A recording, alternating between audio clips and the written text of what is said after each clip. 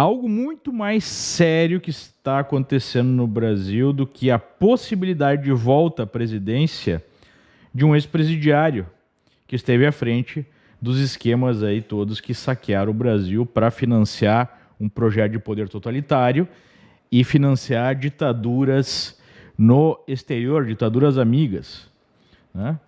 É muito mais problemático do que o ex-presidiário voltar à cena do crime, como inclusive colocou o agora, né, seu parceiro de chapa, o candidato a vice-presidente Geraldo Alckmin.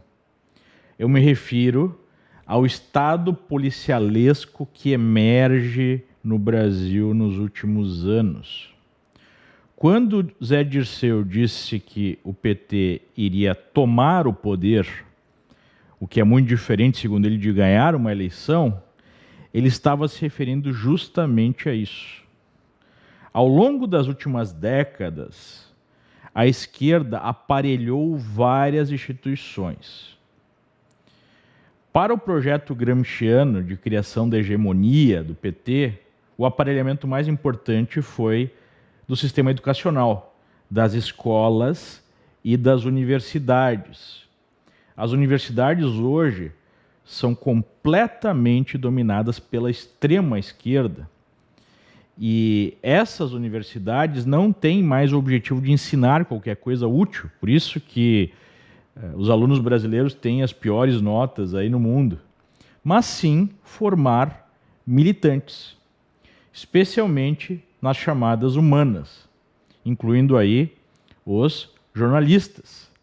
Então hoje, praticamente todo jornalista que passa por esse processo, é muito difícil que ele não acabe virando um militante de esquerda, um militante de redação.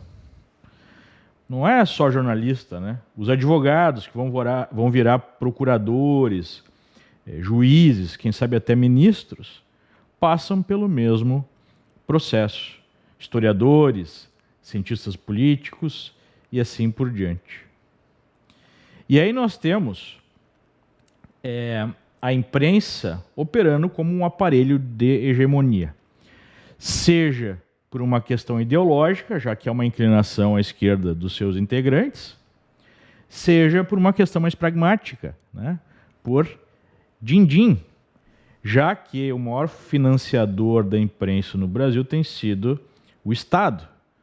E com a eleição do Bolsonaro, boa parte da torneira fechou, né? Pelo menos aí a parte do governo federal. Continua jorrando aí por parte de governos estaduais, prefeituras. Então, esses militantes de redação, eles operam tanto por conta aí ideológica, quanto, né, para pagar as suas contas. E nós temos um exemplo claríssimo de como esse aparelhamento funciona para calar, perseguir, censurar, até mesmo prender dissidentes, como acontece em qualquer ditadura. Vamos pegar o exemplo aí da Jovem Pan. A Jovem Pan é um dos únicos canais da mídia tradicional, um dos únicos órgãos, que não está completamente alinhado nessa agenda socialista. Apesar de ter nos seus quadros, e na maioria dos seus programas, praticamente todos hoje, sempre uma visão, né, diferente do que seria a visão conservadora que é dominante. Então eles colocam lá sempre algum integrante no programa que vai trazer um contraponto. Coisa que você não vai encontrar numa Globo, numa Folha de São Paulo, né, praticamente em nenhum lugar. Às vezes uma notinha lá na opinião, né, tem uma coluna divergente, mas na linha editorial do dia a dia é 100% agenda socialista, agenda woke, 100% bater aí no governo e, na melhor das hipóteses, aí fazer críticas pontuais ao ex-presidiário. Por isso, né, que causou espanto.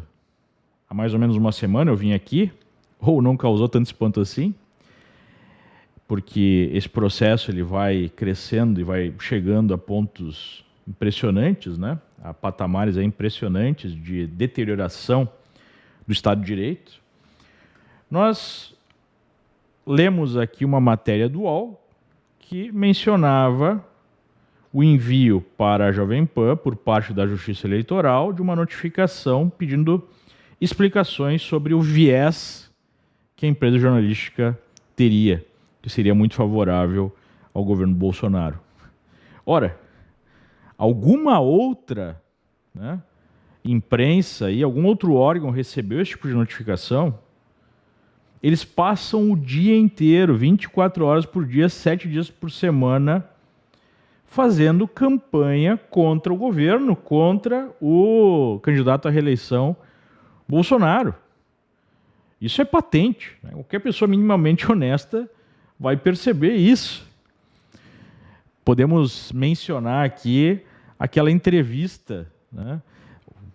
Não podemos chamar de entrevista, mas enfim, o que foi vendido como uma entrevista do Lula ao Jornal Nacional, onde o Bonner abriu a entrevista afirmando categoricamente que o ex-presidiário não devia mais nada à justiça, alimentando aí a falsa narrativa que ele teria sido inocentado, né? O que absolutamente não é verdade. Mas enfim, essa onda, né, contra a Jovem Pan, ela mostra aí o passo final da hegemonia gramsciana mencionada pelo Zé Dirceu, que é o aparelhamento de órgãos de controle, órgãos de justiça do Estado. Ou seja, nós temos hoje uma cúpula da justiça aparelhada pela esquerda e funcionando então como órgão final de controle. Então o que a gente tem? No último exemplo aí do ataque à Jovem Pan. Vai lá um grupo de estudo de uma universidade federal, no caso do Rio de Janeiro, Universidade Federal do Rio de Janeiro, que num ambiente universitário aparelhado pela esquerda é um dos exemplos mais gritantes, né, um aparelhamento ainda maior, e faz um estudo dizendo que a empresa Google, que controla o YouTube, dá preferência aí a sinalizar, a apresentar para os assinantes do YouTube os vídeos da Jovem Pan. Isso, então, de alguma forma poderia ferir a lei eleitoral. Isso acontece depois da revista Piauí fazer 2 matérias longas acusando a Jovem Pan de propagar discurso de ódio ou fake news. Porque para esse pessoal, qualquer coisa que não seja agenda socialista é discurso de ódio e é fake news. E aí nós temos a academia fazendo esse estudo, acusando então Google, né, que controla o YouTube, de dar preferência ao conteúdo da Jovem Pan, o que é mentira, né? O algoritmo simplesmente ele vai oferecendo para o público aquilo que vai tendo mais aderência, ou seja, a Jovem Pan oferece, por conta da sua programação, um nível maior de interesse do público, é o público que decide se o algoritmo não é manipulado. E aí, a militante de redação em peso, incluindo aí, né, a Mônica Bergamo, que, na minha visão, não passa de uma assessora de imprensa do PT na Folha, intimamente ligada, né, à esquerda radical, passa a fazer uma campanha pedindo a censura da Jovem Pan no YouTube. Que o YouTube não recomende mais esse canal aos seus usuários. E pasmem, né? Nós temos aí uma notícia da revista Piauí, uma revista de esquerda, informando que o YouTube limita a publicidade no principal canal da Jovem Pan, o programa Os Pingos nos Is. Aconteceu no dia 14 de setembro, quando 5 milhões de inscritos no canal, né, não receberam o alerta que o programa estava sendo exibido, o que fez com que a audiência caísse de 150 mil usuários para 70 mil usuários. Ou seja, o YouTube parece que respondeu aí à pressão, seja da academia, seja da militante de redação, seja do próprio Tribunal Eleitoral. Tribunal Eleitoral que tem entre os seus integrantes um ministro, né, que saiu o vídeo aí na internet, recebeu tapinhas do Lula durante a posse lá do Moraes na presidência, demonstrando uma intimidade. E ainda aparentemente falando, tá tudo em casa, tá tudo em casa. Né? Ou seja, é um aparelhamento óbvio, né? Porque a gente está vendo essa mesma justiça, a cúpula do judiciário, que também controla a justiça eleitoral, fazendo o trabalho de perseguição à direita, através dos inquéritos abertos de ofício, os inquéritos inconstitucionais, que já censurou dezenas de pessoas, todas elas de direita, já colocou essas pessoas na cadeia, já fechou redação, né, não alinhada a essa imprensa, já prendeu jornalistas e segue perseguindo, como nós vimos aí o caso dos empresários, que também seguiu esse mesmo roteiro. O militante de redação faz uma matéria difamatória, acusatória. No caso específico foi pior, né, porque o Ministério Público nem participou. Então, um senador de extrema esquerda, coordenador da campanha do Lula, vai lá e faz um pedido diretamente para o ministro para censurar os seus opositores, no que é prontamente atendido. Nem mesmo a Polícia Federal, com os delegados indicados a dedo, foram capazes de fazer isso.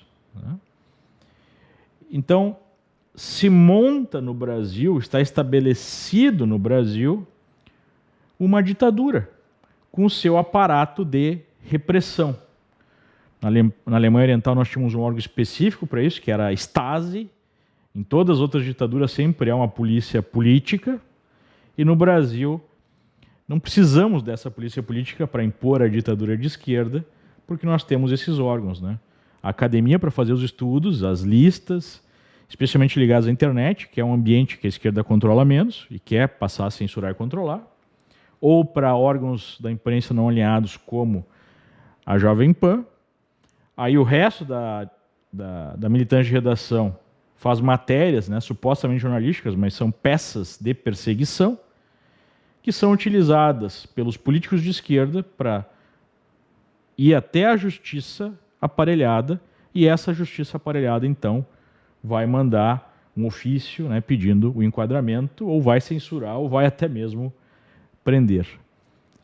Esse é o estado de coisas que nós alcançamos no Brasil. E agora, em relação à Jovem Pan, né, o portal Notícias da TV do UOL diz que Jovem Pan manda reduzir elogios a Bolsonaro. Eu perguntei ontem para integrantes da rádio, inclusive apresentadores do programa mais famoso, né, o Pingo nos Is, se isso teria acontecido.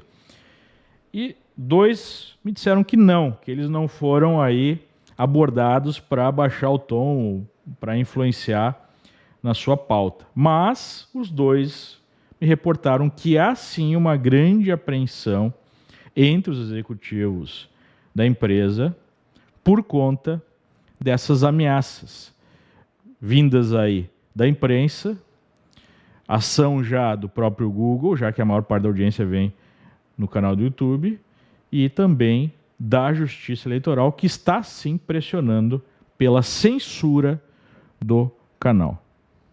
Novamente, se é para ter uma cobertura isenta, como é que os outros canais não são cobrados, que abertamente fazem campanha de oposição ao candidato Bolsonaro e não deixam, né,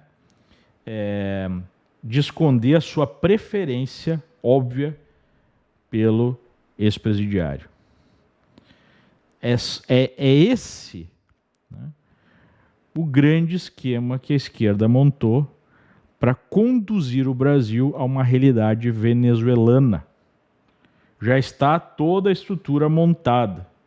Aparentemente só falta aí a presidência para ficar tudo dominado e nós vivermos de maneira ainda mais profunda uma ditadura chavista.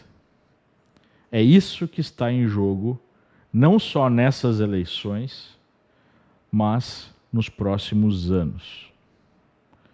Na Venezuela, por exemplo, estava vendo um documentário ontem, basicamente, né, não adiantou a direita eleger mais de 2/3 de um Congresso para fazer oposição a um governo ditatorial. Porque o governo simplesmente foi lá, mudou a composição da Suprema Corte e passou a governar utilizando a Suprema Corte. Lembra alguma coisa? É contra isso que nós precisamos lutar.